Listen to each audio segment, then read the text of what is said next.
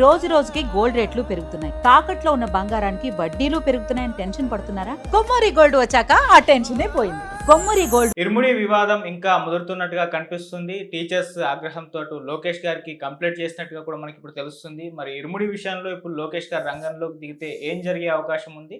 దీన్ని ఎలా చూడొచ్చు? ఇదే అంశం మీద డిస్కస్ చేయడానికి ప్రజెంట్ మనతో పాటు జగదేవ్ గారు సీనియర్ జర్నలిస్ట్ ఉన్నారు. వారిని తెలుసుకునే ప్రయత్నం చేద్దాం. నమస్కారం సార్. నమస్కారం సార్, టీచర్స్ని గవర్నమెంట్ స్కూల్ని ఇలా అభ్యంతరకరంగా చూపించారనేది వాళ్ళ ఆర్గ్యుమెంట్. సో ఇప్పుడు వాళ్ళు లోకేష్ గారి దగ్గరికి కూడా వెళ్ళారు. మరి ఏం జరిగే అవకాశం ఉంది సార్? ఇది నేను ఇంతకుముందు కూడా 2-3 సార్లు ప్రస్తావించానంటే, కాకపోతే సినిమాని సినిమాలాగా చూడాలి. అక్కడ మా వృత్తికి మనోభావాలు దెబ్బతీసేలా ఉన్నాయి అనేది అలా అనుకుంటే అసలు సినిమా ఏది ఆడనివ్వకూడదు. ఇప్పుడు చాలా సినిమాల్లో పోలీసులు రౌడీగా చూపిస్తారు. టైటిలే ఉంది, రౌడీ ఇన్స్పెక్టర్, రౌడీ పోలీస్, ఖైదీ ఇన్స్పెక్టర్, ఇట్లా చాలా ఉన్నాయి కదా టైటిల్స్. మరి ఏం చేయాలి? సినిమాను ఆపియాలి. అవునా? అంటే నిజంగా అంత మనోభావాలు దెబ్బతినేలాగా ఉన్నాయంటే మరి మళ్ళీ ఎగ్జాంపుల్ చెప్పాల్సి వస్తుంది. కానీ మొన్న ఎవరో ఒక ఆమె పిల్లలతో, ఆడపిల్లలతో పేరు చూయించుకుంటుంది, కాళ్ళు గుర్తించుకుంటుంది. అది ఎవరో ఫోన్లో రికార్డ్ చేసి పెట్టారు. ఇమీడియట్గా ఆమె చర్యలు తీసుకున్నా, సస్పెండ్ చేశారు. మరి అది ఎవరు? ఆవిడ ఒక గవర్నమెంట్ స్కూల్ ఉపాధ్యాయురాలు. అవునా? మరి ఆవిడ అలా చేసింది కదా అని ఆవిడ సస్పెండ్ చేస్తారా? మా టీచర్స్కే అవమానం, ఇది పెద్ద కలంకం అని చెప్పి అంటారా మీరు? కాదు కదా. ఇంకొక టీచర్ ఎక్కడో ఉన్నాడు, వాడు అసభ్యంగా అమ్మాయిలతో ప్రవర్తించాడు. ఆ ఊరు వాళ్ళు వాడికి బడిపూది చేశారు. దాని మీద వాడు ఎక్స్ప్లెనేషన్ ఇచ్చుకున్నాడు, సస్పెండ్ అయ్యాడు, సంథింగ్ అక్కడ ట్రాన్స్ఫర్ చేశారు, ఏదో అయ్యింది. వాడిని కొట్టకూడదని సెన్స్లో. మరి మిగతా ప్రధాన ఉపాధ్యాయులందరూ కూడా ఇది అన్యాయం, మా మాస్టర్లు ఎప్పుడు అలా చేయరు అని చెప్పి ఆ ఊరు వాళ్ళందరిని అరెస్ట్ చేయిస్తారా? దానికి దీనికి పొంతనేముంది? లేదు. అంటే చాలా చాలా ఉన్నాయి. ఇప్పుడు రాజకీయ నాయకుడిని చాలా క్రూరంగా చూపిస్తారు. ఆడ స్టేజ్లో రాజకీయ నాయకుడు అంటేనే అలా అన్ని రకాలుగా చేసి అందరినీ గ్రిప్లో పెట్టుకొని ఏది సొసైటీని, బిజినెస్ మ్యాన్ని, పోలీస్ వ్యవస్థని, లా అండ్ ఆర్డర్ని, చట్టాన్ని అన్నిటినీ చేతిలోకి తీసుకొని ఇంత సాధిస్తున్నారా అన్నట్టు ఉంటుంది. మనటప్పుడు రాజకీయ నాయకులు కేసు వేస్తే సినిమా ఆపేద్దామా? కాదు కదా.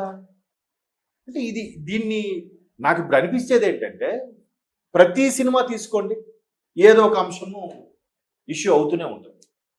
ఇప్పుడు మొన్న ఒక సినిమా, ఏదో సినిమాలో కమిటీ కుర్రాలు సినిమా నాకు ఎందుకంటే బాగా నచ్చింది కాబట్టి సినిమా. అందులో కుర్రాలు గొడవ పడితే ఒక కుర్రాడు నీటిలో పడి చనిపోతాడు. అప్పుడు గొడవ అయింది కదా, ఎవరి వల్ల చనిపోయాడు, ఎలా తోయబడ్డాడు, ఏంటి, అందరి మీద కొట్టుకున్నారన్నది పోలీసులు కేసు పెట్టడానికి వస్తారు. ఇది పోస్ట్ మార్టం చేయాలి ఆ కేసులో.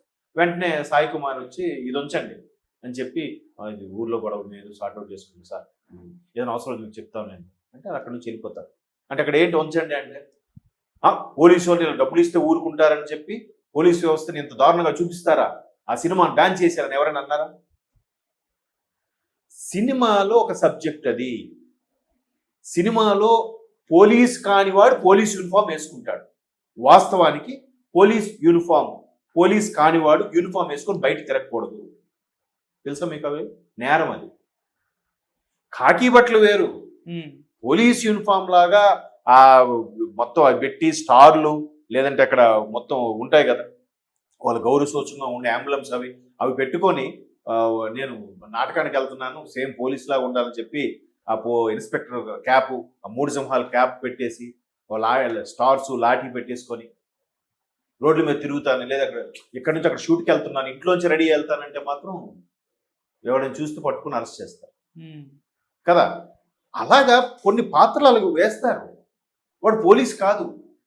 చాలా సినిమాల్లో డాక్టర్లు కిడ్నీలు అమ్ముకున్నట్టుగా, మోసం చేసినట్టుగా చూపిస్తున్నారు. మరి ఏం చేయాలి డాక్టర్ వ్యవస్థ?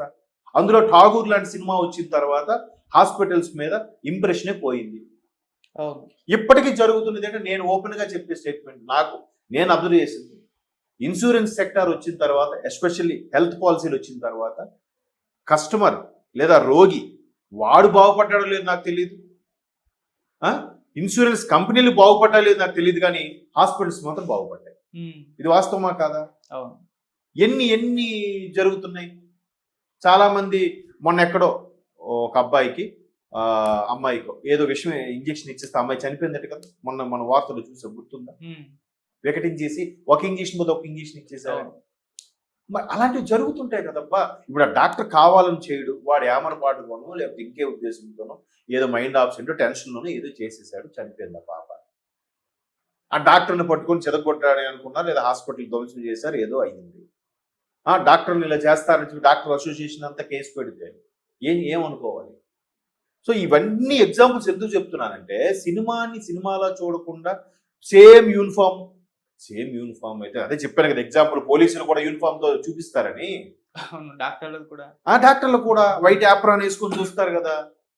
ఆ యూనిఫామ్ సేమ్ మా ఆంధ్రప్రదేశ్ లో గవర్నమెంట్ స్కూల్స్ యూనిఫామ్ లాగా ఉంది కాబట్టి టీచర్ అంత అసభ్యంగా చూపిస్తారా, అంత దారుణమైన వాళ్ళు ఉన్నారా అని అనేది కరెక్ట్ కాదు. ఒక విధంగా ఇది మరలా మంత్రి లోకేష్ గారి వరకు వెళ్ళింది అని అంటే ఆయనే ఏం చేయగలుగుతాడు?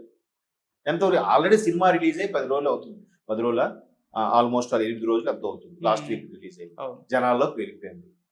కొన్ని సీక్రెట్ ఓటీటీలో కూడా వచ్చాయట, DVD ప్రింట్లేవో. మరి ఇప్పుడు ఏం వాటిని డిలీట్ చేయగలుగుతారా? సినిమాకి అది ఆయువు పట్టు, అది అవసరం. ప్రతి వ్యవస్థలో కూడా మంచి వాళ్ళు ఉన్నారు, చెడ్డ వాళ్ళు ఉన్నారు. ప్రతి కులంలో కూడా మంచి వాళ్ళు ఉన్నారు, వెధవలు ఉన్నారు. ప్రతి మతంలో కూడా వర్స్ట్ ఫెలోస్ ఉన్నారు, మంచి వాళ్ళు ఉన్నారు. కాకపోతే పర్సంటేజ్లు తేడా అంతే. ఒక్కొక్క కులంలో మంచి వాళ్ళు ఎక్కువ ఉండొచ్చు, ఒక్కొక్క కులంలో మంచి వాళ్ళు తక్కువ ఉండొచ్చు. కాబట్టి దాన్ని పట్టుకొని ఇప్పుడు ఆయన ఎవడు కోమట్లు సామాజిక స్మగ్లర్లు అని ఏదో పెట్టి రాశాడు, పెద్ద బుక్. ఆయన పేరు అందరికీ తెలిసిన వ్యక్తి ఆయన. మరి దాని మీద పెద్ద రాద్ధాంతం అయిందిగా. ఇంకోటి కూడా అంటాడు బ్రాహ్మణులే మొత్తం సొసైటీ ఇది చేశాడు, ఇంకోటి అంటాడు. ఏంటి అసలు? సో అలాగా ఈ సినిమాని చాలా సందర్భాల్లో కొంతమంది అది సినిమా అంటే సినిమాలో అయితే మాత్రం అంత అసభ్యంగా చూపిస్తారు. ఈవెన్ గరికపాటి వారు కూడా అన్నారు కదా, పుష్ప సినిమాకి ఏంటది స్మగ్లర్ హీరో చూపించడం ఏంటి అలా చూపించాడు. వాడు నెగిటివ్ షేడ్స్ ఉన్న హీరో వాడు. డాన్లు గీన్లు చాలా వచ్చాయి కదా సినిమాలు, గాడ్ ఫాదర్, సత్య, శివ, అలాంటి సినిమా. అంటే చెడు మీద యుద్ధం చేయడు, వాడు విలనే ఆడు, చెడు మీద యుద్ధం చేశాడు కాబట్టి మంచివాడు.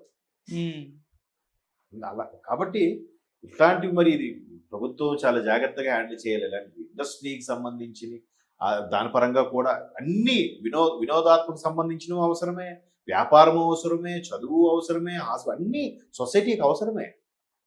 సినిమాను బ్యాన్ చేయాలి, సీన్లు తొలగించాలి. సీన్లు తొలగిస్తే సినిమా ఏముంది ఇంకా కదా. నాకు అంటే ఇవన్నీ ఆల్రెడీ మాట్లాడాను, మళ్ళీ చెప్తున్నాను. ఇవన్నీ నాకు అర్థమవుతున్నది ఏంటంటే, పొరపాటున ఈ సినిమా వాళ్ళు ఎలాగో టాక్సిక్ సరిగ్గా హిట్ టాక్ రాలేదు కాబట్టి మరలా దానివల్ల కొన్ని థియేటర్లు తీశారంటే మరలా ఈ సినిమాని యాడ్ చేయడం కోసం, ఈ సినిమాకి జనాలు రప్పించడం కోసం ఆ కొద్ది మంది జనాలతో పబ్లిసిటీ స్టంట్ ఏమైనా చేయిస్తున్నారా? రవితేజ ఫ్యాన్స్ కానీ, లేదా సినిమా వాళ్ళు కానీ, లేదా ప్రొడ్యూసర్ వైపు కానీ, ప్రొడక్షన్ వైపు కానీ ఏమైనా చేస్తున్నారా? లేకపోతే ఇంత రాతాంతం చేయడం ఏంటి? ఎవరో ఒక ఆవిడ మాట్లాడారు, అయిపోయింది అక్కడికి. అది ఆ మహిళా ఉపాధ్యాయుల సమాఖ్య అధ్యక్షురాలు ఎవరో ఉన్నారు, ఆవిడ మాట్లాడారు, అయిపోయింది అక్కడికి. మళ్ళీ మంత్రి లోకేష్ గారిని కలిసి విన్నవించి ఎందుకు ఎంత ముందుకు తీసుకెళ్తున్నారు? దీనివల్ల సినిమాకు ప్లస్ పాయింట్. మరి ఇంకా అంటే ఇది ఎంతవరకు కరెక్ట్ అనేది ఇంకా వాళ్ళకే వదిలేదు. Okay sir, thank you so much.